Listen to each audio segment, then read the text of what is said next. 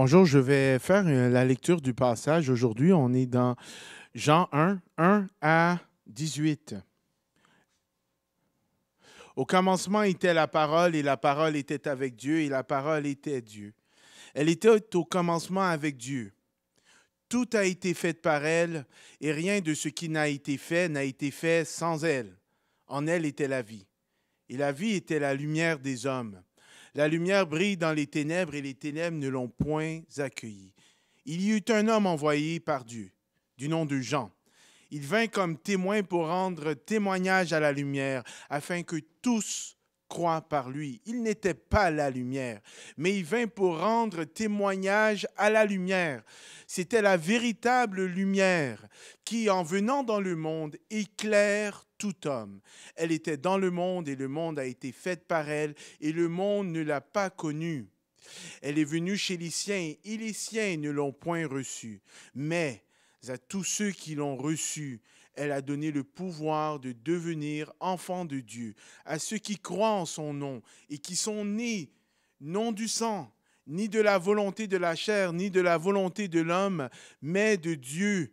Et la parole a été faite chair et elle a habité parmi nous, pleine de grâce et de vérité, et nous avons contemplé sa gloire, une gloire comme celle du Fils unique venu du Père. Jean lui a rendu témoignage et s'est écrié. C'est celui dont j'ai dit, celui qui vient après moi m'a précédé, car il était avant moi. Et nous avons tous reçu de sa plénitude, et grâce pour grâce, car la loi a été donnée par Moïse. La grâce et la vérité sont venues par Jésus-Christ.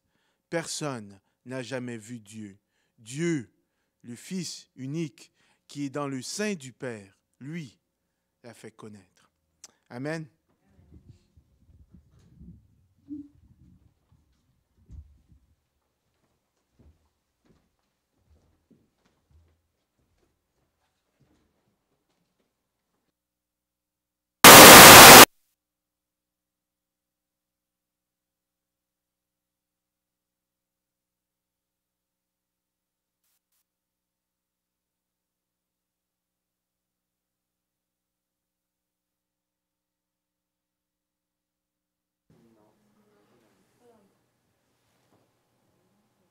Allô? Allô? Ça va, les gars?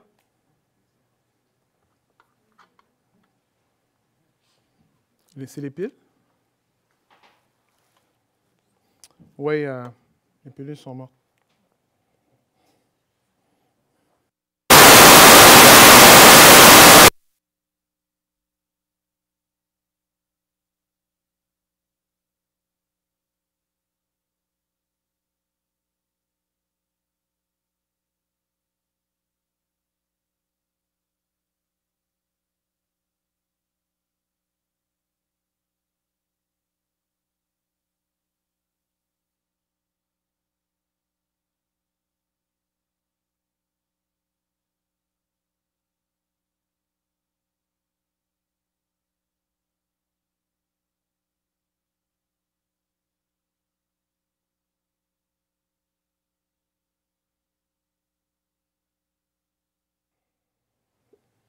Alors, ça va?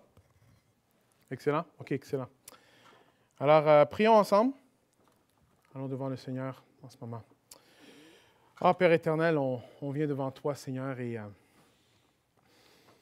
Seigneur, que c'est bon d'être dans ta présence, Seigneur. Que c'est bon de savoir que, Seigneur, que toi, tu es venu et que tu es non seulement venu, tu es mort, tu es ressuscité et tu donnes la vie à tous ceux, Seigneur, qui mettent leur foi en toi, Seigneur éternel, ceux qui croient en toi.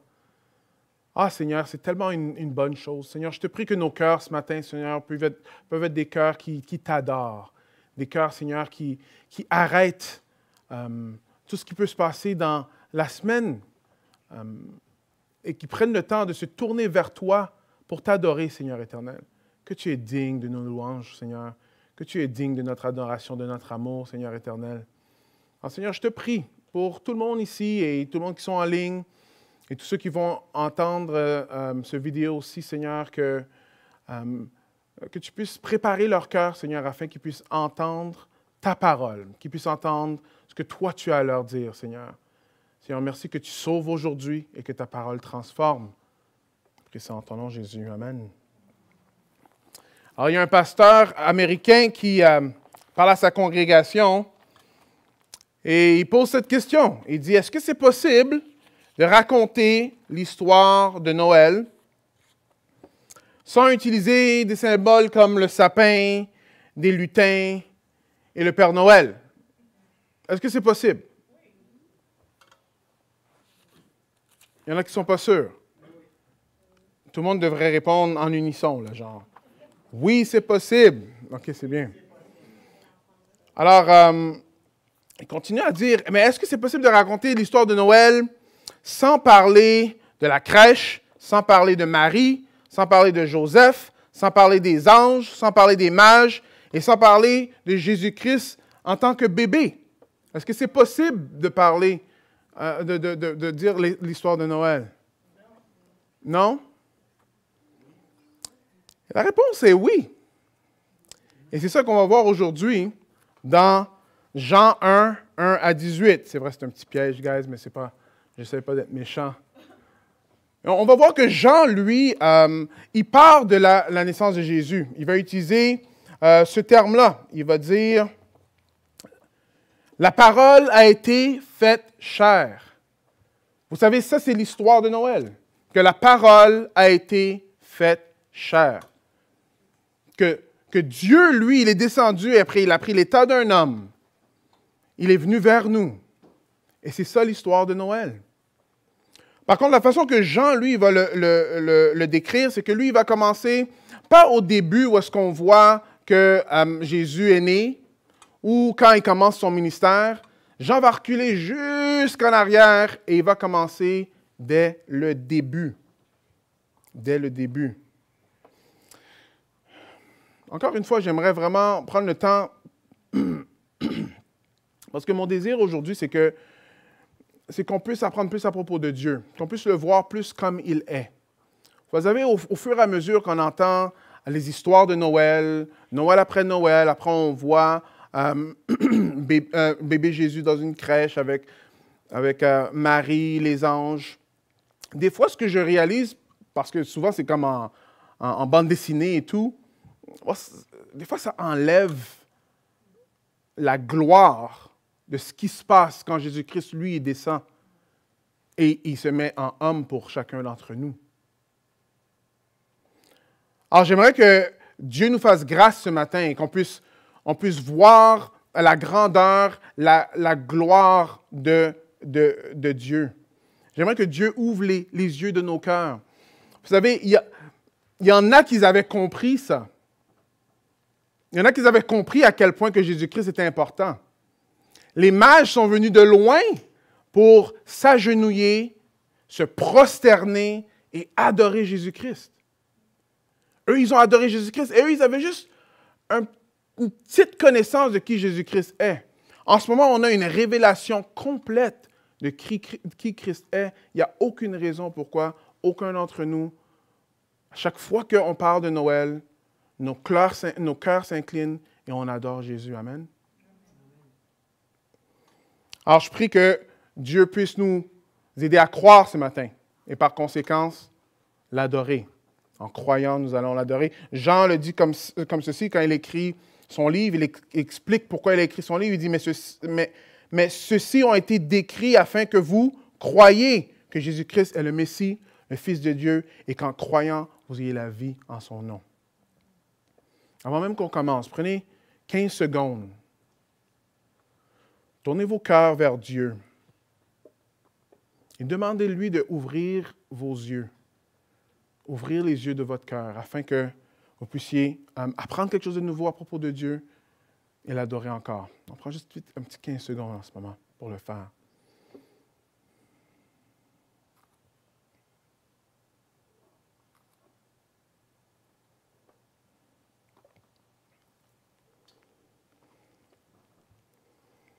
Amen.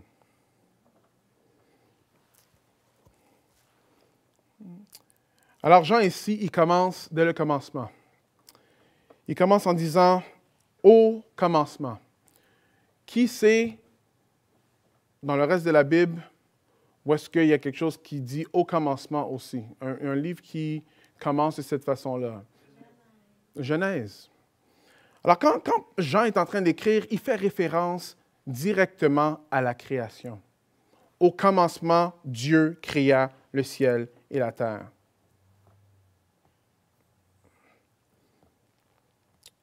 Okay. Au commencement, Dieu créa le ciel et la terre.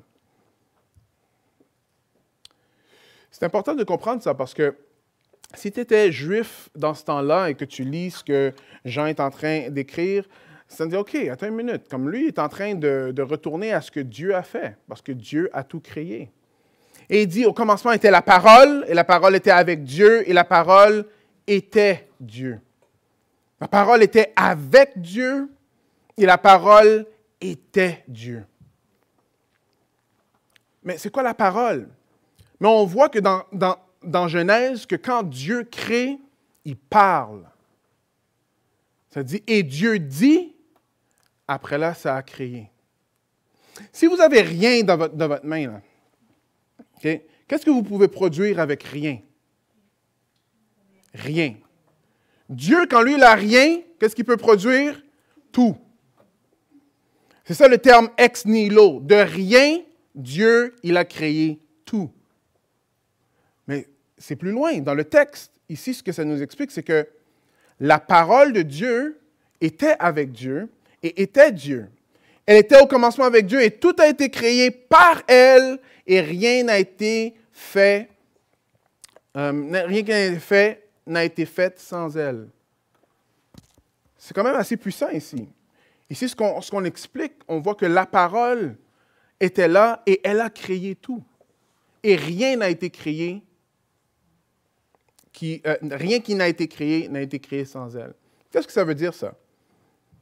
Donc, tout simplement, ça veut dire que tout ce qui est créé par la parole. Si vous connaissez un peu le passage un peu plus, ou si vous avez entendu Édouard le dire, plus tard, ça veut dire que la parole s'est faite chair. Et cette parole-là, qui s'est faite chair, on l'appelle Jésus. Alors, Jésus-Christ a tout créé. Dans Colossiens, ça dit que tout a été créé par lui et pour lui. Quelque chose. Alors, quand on regarde le petit bébé dans la crèche, là, à Noël, laissons la parole de Dieu exploser notre imagination. Parce que c'est cette parole-là qui a tout créé, qui fait en sorte que tu peux respirer, que tes oreilles peuvent m'entendre en ce moment, que tu puisses marcher, que tu puisses manger. Il a tout créé. Qui fait pleuvoir, qui fait lever le soleil. Il a tout créé. C'est lui qui s'est fait chair. C'est lui qui s'est fait chair. Il y en a qui vont dire que, bon, OK, c'est bien là, ce que tu es en train de dire, Patrick, là, mais comme ça a l'air que vous croyez dans plus qu'un Dieu, là. Tu sais, Trinité, bon, Dieu, bon, ça fait 3 dieux. C'est quoi cette affaire-là? Et c'est Don Carson, j'ai bien aimé une de ses illustrations, il explique que lui, il est en train d'étudier les mathématiques et quelqu'un vient et essaie de le pogner. Après, il dit, toi, Don Carson, quand tu manges une pomme, après tu manges une deuxième pomme, combien de pommes as-tu mangé? Il dit, 2. Et si tu en manges une troisième, combien de pommes as-tu mangé? Il dit, 3. Mais là, il comprend un peu où est-ce que ça va. Il dit, OK, alors une pomme plus une pomme plus une pomme, ça fait combien de pommes? Ça fait 3 pommes. Il dit, ah, OK. Alors, explique-moi, un Dieu plus un Dieu plus un Dieu, ça donne combien de dieux? Après, il a dit, attends une minute. C'est moi qui est en mathématiques. Si on va parler de calcul mathématique, parlons avec des termes égaux. Réponds-moi, qu'est-ce que infini plus infini plus infini égale?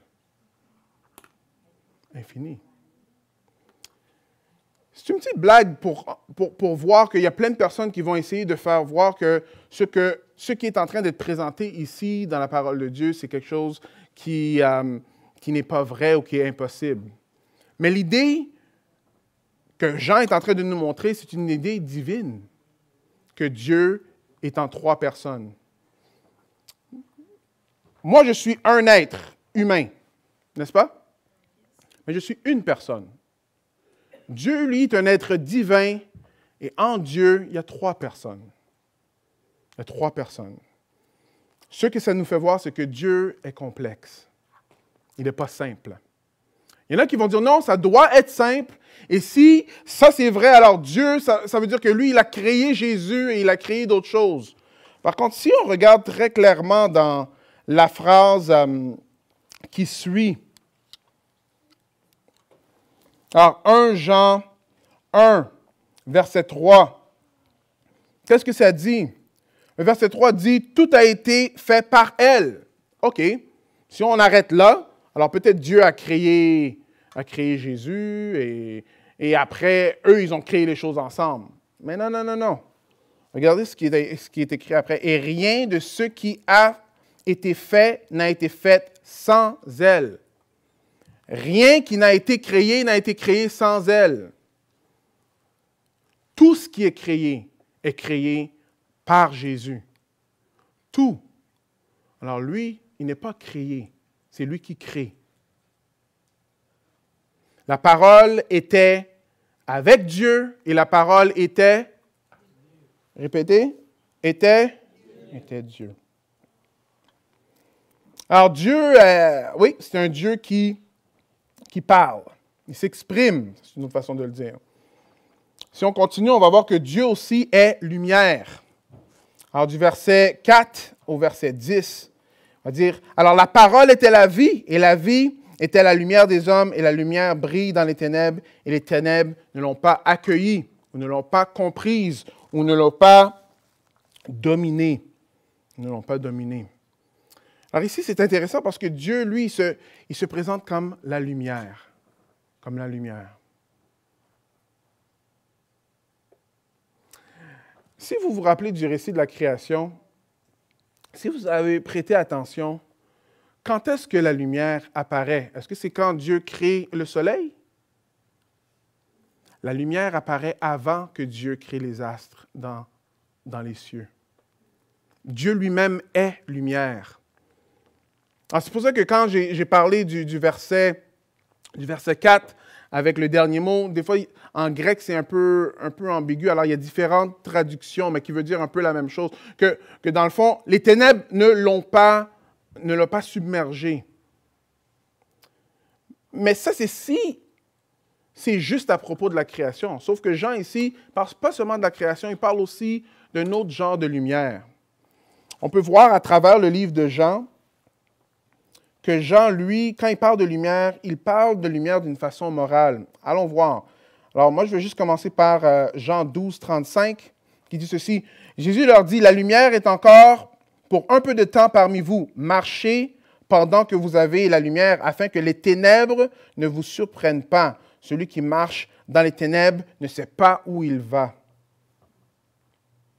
Jean 8, 12 va dire, « Jésus leur parla de nouveau et dit, « Moi, je suis la lumière du monde. Celui qui me suit ne marchera point dans les ténèbres, mais il aura la lumière de la vie. » Et verset 3, 19, « Et voici le jugement, que la lumière est venue dans le monde, et les hommes ont aimé les ténèbres plus que la lumière, parce que les œuvres étaient mauvaises. »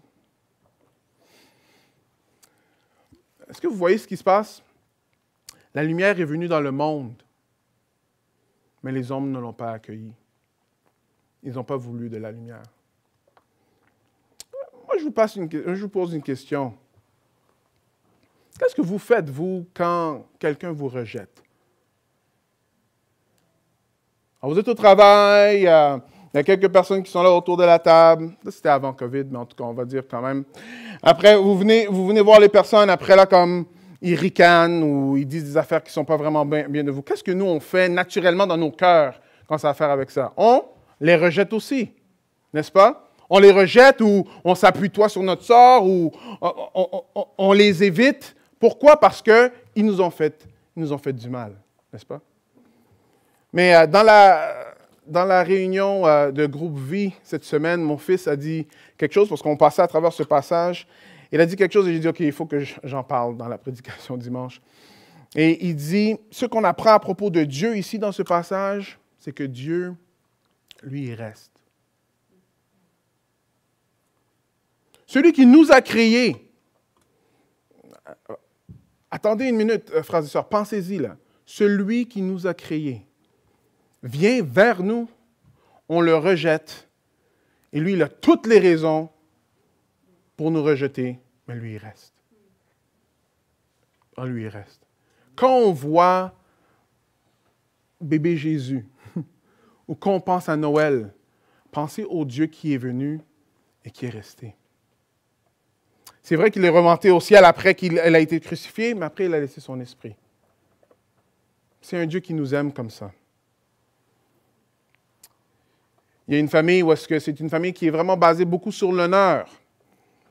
Alors, il faut vraiment faire des bonnes choses, pour ne pas déshonorer la famille.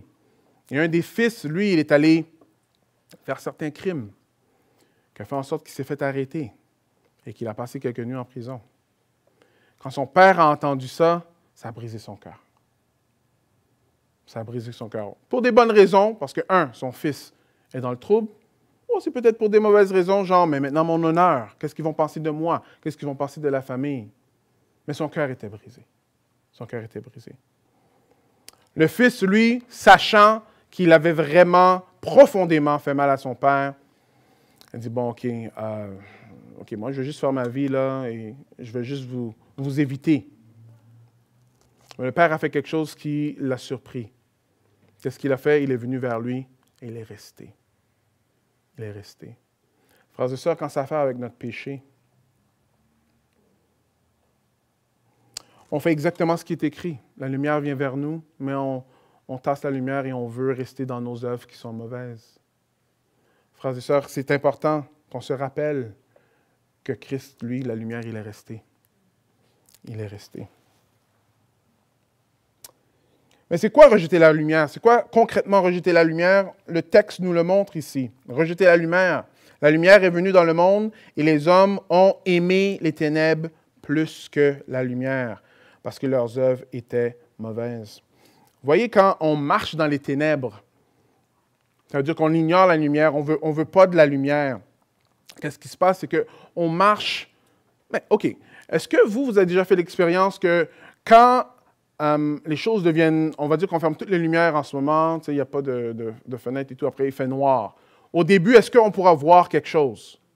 Non. Mais après un peu de temps, est-ce qu'on est capable de voir quand même un peu? Oui, parce que nos yeux s'habituent à la noirceur. Vous voyez, dans notre vie spirituelle, c'est un peu ça. Quand on se tourne vers les ténèbres et on ne veut pas se tourner vers Dieu, au fur et à mesure, nos yeux s'habituent aux ténèbres, ils s'habituent à l'obscurité. Par contre, on ne voit pas vraiment bien. Quand j'étais jeune, enfant, comme très jeune, très, très enfant, dans ma chambre, le soir, je me rappelle avoir vu un chat. J'étais convaincu que c'était un chat. Il y avait un chat dans ma chambre, je n'aimais pas ça et j'avais peur. Tellement que je me suis concentré sur ce chat-là, j'ai essayé de sortir de mon lit pour aller voir maman et dans mon esprit, j'ai marché sur le chat. Alors, je suis rentré dans mon lit, après, j'ai dit « Maman, maman, maman, maman ». Ma chambre était juste à côté de la chambre des parents. Alors, quand ma mère est venue, qu'est-ce qu'elle a fait? Elle a allumé la lumière. Et le chat que j'étais convaincu que je voyais, c'était un chandail. Mais là, qu'est-ce qui expliquait que j'ai marché sur le chat? Je me suis levé, je suis regardé en dessous du lit, je suis allé dans le placard, peut-être même quelques drawers, tiroirs. Il n'y avait pas de chat. Qu'est-ce que la lumière fait? Bon, la lumière nous aide à voir ce qui est vrai. Ce qui est vrai. Parce que quand on marche dans l'obscurité, on peut voir des choses, mais on ne voit pas bien. On ne voit pas bien. Et souvent, on va vivre des choses réellement. Ça va être réellement quelque chose qu'on va vivre, mais ça ne va pas être quelque chose de vrai. C'est important de faire cette distinction-là. Alors, qu'est-ce que ça veut dire? C'est une belle histoire, Pat, mais qu'est-ce que ça veut dire dans la vraie vie? Bon, un exemple, l'anxiété. L'anxiété est souvent, sais, quand on commence à s'inquiéter des choses, là, souvent axé sur le futur. Mais le futur, c'est comme des scénarios qu'on se fait dans notre esprit, des scénarios que, OK, peut-être ça va arriver, c'est des scénarios qu'on se fait, qui vont peut-être arriver dans le futur, mais qu'on le vit dans le moment, en ce moment. Qu'est-ce qui arrive? On perd du sommeil, on devient impatient, on n'est pas bien en dedans de nous. Vous voyez, la lumière, elle éclaire ces choses-là. Elle éclaire ces choses-là. Quand la parole de Dieu, la vérité vient, ça éclaire ces choses-là. Et qu'est-ce que ça nous dit? Ça veut nous dire, chaque jour suffit sa peine. Ça veut nous dire aussi que fais confiance au Dieu qui a tout créé. C'est des exemples de marcher vers ce qui n'est pas la vérité, de s'appuyer sur la noirceur. Il y a aussi l'amertume. Ça, c'est quelque chose de très profond, l'amertume. L'amertume, c'est une chicane, right? Dans notre cœur. Ça continue à ruminer dans notre cœur. Après là, on se fait des scénarios aussi. Ah, la personne ci, la personne ça, j'aime pas cette personne-ci, j'aime pas cette personne-là. Des fois, on peut même faire des plans de vengeance dans notre esprit. Mais ça, c'est pas vers ce qui est vrai. N'est-ce pas? Et une fois éclairé, on voit que l'amertume, c'est comme un poison qu'on boit en espérant que l'autre personne meure. On rumine ces choses-là en dedans de nous. Ça nous détruit, ça nous tue. Rien n'arrive à l'autre personne, mais on pense ça. Ou bien, si quelqu'un t'a vraiment fait du mal, OK, pour de vrai, là. Mais Dieu dit, à moi la vengeance, pas à toi. Ou un verset qu'on n'utilise pas assez, je trouve, entre chrétiens. L'amour couvre une multitude de fautes. Vous savez, ce n'est pas tout conflit qui devrait se rendre à la rupture tout le temps. Et des fois, c'est ça qui se passe. L'amour couvre une multitude de fautes. Alors, non seulement que Dieu est créateur, il est lumière, Dieu reste parmi nous. Alors ici, on va voir dans le verset 11 et le verset 14, on va voir que elle est venue chez les siens et les siens ne l'ont pas reçue. Verset 14, ça dit « Et la parole a été faite chair, elle a habité parmi nous pleine de grâce et de vérité, et nous avons contemplé sa gloire, une gloire comme celle du Fils unique du Père. » Pourquoi Dieu ferait une chose pareille? Pourquoi est-ce que Dieu, lui, il viendrait vers nous et il resterait parmi nous? Rappelez-vous de votre dernière chicane. Tu sais, la chicane que vous êtes 100% sûr que c'est l'autre personne qui est dans le tort. Est-ce que vous avez déjà eu une chicane comme ça? Non, OK, il n'y a personne qui a eu une chicane comme ça. Est-ce que vous avez déjà eu une chicane comme ça? OK. Vous êtes 100% sûr que c'est l'autre personne qui est dans le tort. C'est qui la première personne qui est allée vers qui? Vous voyez, avec Dieu, on est 100% dans le tort. Mais Dieu vient vers nous. Il vient vers nous. Tu sais, on reste dans les ténèbres, on voit la lumière, on ne veut pas ça, mais Dieu vient vers nous. Et en plus, il reste parmi nous. Frères et sœurs, quand on parle de Noël, on ne peut pas réduire Noël à une simple célébration de consommation. C'est absurde. Parce que quand on parle de Noël, on parle de la naissance de Jésus. Et la naissance de Jésus, regardez comment Jean, lui, il décrit tout ça. C'est beaucoup plus grandiose que juste une petite histoire. C'est le Créateur, celui qui t'a créé, qui m'a créé, qui me laisse vivre, qui me tient dans sa main, qui est venu et qui s'est fait chair, et qui est venu parmi nous, encore une fois, que nous, on ne méritait pas. Il y en a qui vont dire, « Ouais, OK, mais écoute, je ne t'ai pas demandé de me créer, là. Tu sais, laisse-moi en paix. » Mais vous voyez, si on regarde dans le texte, encore une fois, le texte ne nous laisse pas avoir cette attitude-là.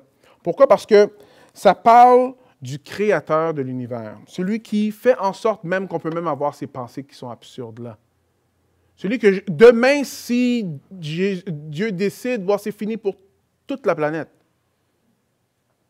Celui qui fait en sorte qu'on est capable d'aimer, qui fait en sorte qu'on est capable de savourer les mets qu'on va manger, ou respirer dehors, ou voir quelque chose de bon, voir un bon film. C'est lui qui fait en sorte qu'on est capable de tout faire ça. Alors, parce qu'il est notre Créateur, on est redevable envers lui.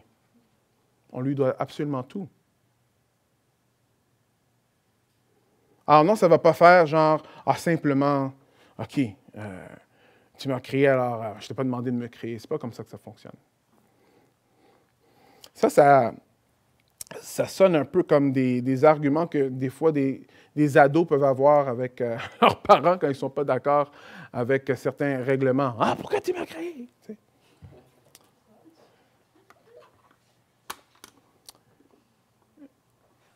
Dieu a habité parmi nous en chair et en os. Des fois, on ne comprend pas vraiment tout ce qui est derrière ce texte-là. La parole a été faite chair et elle a habité parmi nous.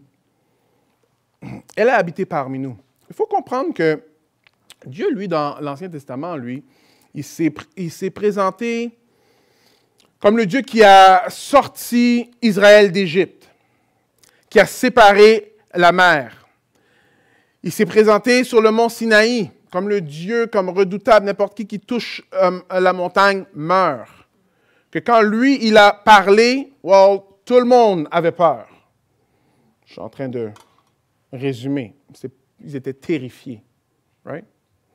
Dans l'Ancien Testament, on voit que Dieu, lui, il vient, malgré le peuple d'Israël, habiter parmi eux. Et il fait ça dans une place qui s'appelle le tabernacle. Après, il le fait dans le temple. Mais dans le fond, le temple, c'est juste le tabernacle 2.0. C'est ça, le temple. Okay? Parce que le tabernacle, c'était une tente. Après, David a dit, mais voyons donc, Dieu ne peut pas être dans une tente. Alors, son fils, lui, il a bâti un temple. OK? Mais ce qui est intéressant, c'est que tout le monde avait peur de Dieu. Quand Moïse allait parler à Dieu, alors il était là genre, oh boy, lui, il va aller parler à Dieu. Alors, tout le monde rentrait comme dans leur propre tente. Après, ils regardaient pour voir, OK, mais est-ce qu'il va mourir cette fois-ci? Parce qu'ils savaient c'est qui était parmi eux. Quand le texte dans Jean dit « La parole a été faite chair et elle a habité parmi nous », le texte en grec dit « Elle a tabernaclé parmi nous ». Il est venu habiter dans notre quartier. Il a mis sa tente à côté de notre tente. Jésus-Christ est venu et c'est lui le nouveau tabernacle. C'est lui la présence de Dieu en ce moment dans le monde. C'est fort ici. Dieu est venu et il habite parmi nous.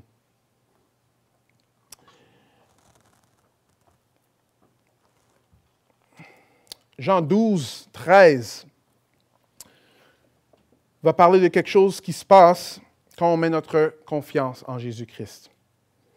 Mais à tous ceux qui l'ont reçu, elle a donné le pouvoir de devenir enfants de Dieu. À ceux qui croient en son nom, qui croient en son nom et qui sont nés non du sang, ni de la volonté de la chair, ni de la volonté de l'homme, mais de Dieu. Jésus-Christ est venu vivre parmi nous. C'est intéressant que moi, je vois qu'il utilise le mot « chair » ici. Et « chair », ça veut dire « homme ». Mais en même temps, quand le mot « chair » est utilisé, ça fait référence aussi au corps. Et on sait que Jésus-Christ, lui, non seulement qu'il est venu parmi nous en tant que bébé, il a grandi, mais il n'a jamais péché et il est allé à la croix pour chacun d'entre nous. Il est mort sur la croix. Il est ressuscité le 3e jour. Vous voyez, c'est ça qu'il faut croire. Il faut mettre notre confiance en ça. Mais une chose qu'on voit, c'est qu'on voit que Dieu vient vers nous et il dit à tous ceux qui l'ont reçu. Qu'est-ce que vous avez fait la dernière fois que quelqu'un vous a donné un cadeau? Est-ce que vous êtes allé acheter le cadeau? L'avez-vous emballé? Le cadeau que vous avez reçu, est-ce que vous l'avez emballé? Est-ce que vous l'avez livré? Qu'est-ce que vous avez fait? Vous l'avez reçu. Et vous voyez, c'est ça un peu qu'on voit encore. Dieu fait tout le travail pour nous. Et il vient et il dit à tous ceux qui l'ont reçu. Frères et sœurs, si vous n'avez pas mis votre confiance en Jésus-Christ, ou si vous marchez, alors vous avez mis votre confiance, mais vous marchez sans mettre votre confiance en Christ. C'est en Christ qu'il faut marcher. C'est en Christ qu'on va avoir la vie. Et lui, il donne le pouvoir de devenir enfant de Dieu. C'est lui qui le fait, ce n'est pas quelque chose que nous, on peut faire. Et on va aller au dernier verset direct qui dit ceci. « Personne n'a jamais vu Dieu. Dieu, le Fils unique, qui est dans le sein du Père, lui, il l'a fait connaître. » Alors, je sais qu'il y a beaucoup de choses dans ces 18 versets, mais on va juste prendre ces choses-là ce matin. Dieu, c'est un Dieu qui se révèle. Est-ce que tu connais Dieu? Pour connaître Dieu, Dieu doit se révéler à toi. Question, wow, OK, ici, il dit, mais personne n'a jamais vu Dieu. Est-ce que Moïse voyait Dieu? Parce que ça dit comme il l'a vu face à face. Alors, il y a un autre verset qui dit qu'il voyait une représentation de Dieu. Parce que personne ne peut voir Dieu et vivre. Après, il y a Isaïe qui va dire, ben moi j'ai vu Dieu. Mais dans le fond, ce qu'il avait vu, c'était juste la robe de Dieu. Et ça, c'était assez pour que lui, il ait peur de mourir. Parce qu'encore une fois, personne n'a jamais vu Dieu. Parce que si on voit Dieu, on meurt. On meurt. Mais ici, ce qui est intéressant, c'est que Dieu dit, si tu veux vraiment connaître qui Dieu est, connais Jésus. Personne n'a jamais vu Dieu.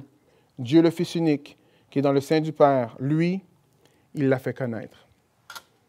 Alors, si tu veux connaître Dieu, tu as besoin de Jésus. Jésus va dire, nul ne vient au Père que par moi. On a absolument besoin de Jésus pour avoir la vie éternelle. Tous sont privés de la gloire de Dieu. Maintenant, des fois, on pense que ce verset-là parle juste du futur. Tous sont privés de la gloire de Dieu, maintenant. Et si tu veux être en présence de Dieu, si tu veux être quelqu'un qui suit Dieu, tu as besoin de Jésus. Tu veux marcher la vie chrétienne, tu as besoin de Jésus. Si tu veux connaître Dieu, tu as besoin de connaître Jésus. Alors, pour conclure, j'aimerais qu'on fasse attention ce Noël, de ne pas réduire la fête de Noël à juste un échange de cadeaux. On a parlé du Dieu qui parle, qui s'exprime, qui crée toutes choses. La lumière vient de lui. C'est lui qui crée des enfants de Dieu. C'est lui qui est venu se faire chair. C'est lui qui est allé sur la croix pour chacun d'entre nous.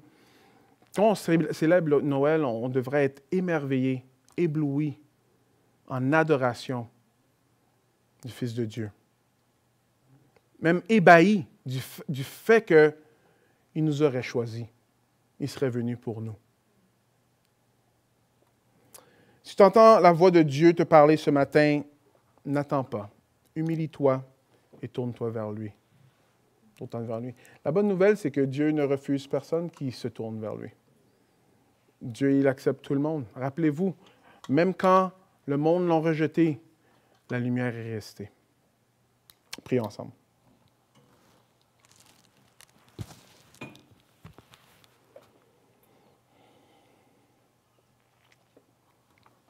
Seigneur, j'aimerais intercéder, Seigneur, premièrement pour notre Église ici, pour chaque personne qui entend ce message. Seigneur, je te prie, Seigneur, que tu puisses faire en sorte que les mots de Jean ne soient pas juste des mots. Seigneur, que ta parole ne soit pas juste un livre qu'on lit comme ceci, Seigneur, mais que chaque personne puisse considérer ce qui est écrit dans ta parole comme les mots qui sortent de ta bouche. Seigneur, que toi, tu nous montres clairement, chacun d'entre nous, comment être sauvé. Tu nous montres comment devenir des enfants de Dieu. Et tu nous demandes de croire. Seigneur, je te prie qu'à chacun d'entre nous ici, Seigneur, on puisse croire, te faire confiance, Seigneur. Pas croire dans le sens que, OK, moi je connais plein d'informations. Non, Seigneur, même les démons connaissent que toi tu es Dieu, mais ils tremblent. Alors, Seigneur, je te prie, Seigneur, que nous, on puisse te faire confiance, nous donner complètement à toi, Seigneur. Alors, merci que tu ne nous as pas laissés dans les ténèbres. Merci que tu viens avec la lumière et que tu nous éclaires. Pour ceux qui marchent avec toi, Seigneur, aide-nous à marcher sur ce qui est vrai. Pas sur ce que nous, on ressent, mais sur ce qui est vrai. Et Seigneur, je te prie encore une fois pour nous, Seigneur, qu'on puisse être un peuple, Seigneur, qui t'adore, qui est toujours ébloui par toi, que cette histoire ne devient pas plate, mais qu'à chaque fois qu'on l'entende, Seigneur, on se courbe comme les mages, Seigneur. On t'adore, Seigneur. Les mages connaissaient peu, nous on connaît beaucoup. Seigneur, aide-nous à t'adorer et te suivre. Je prie ça en ton nom, Jésus. Amen.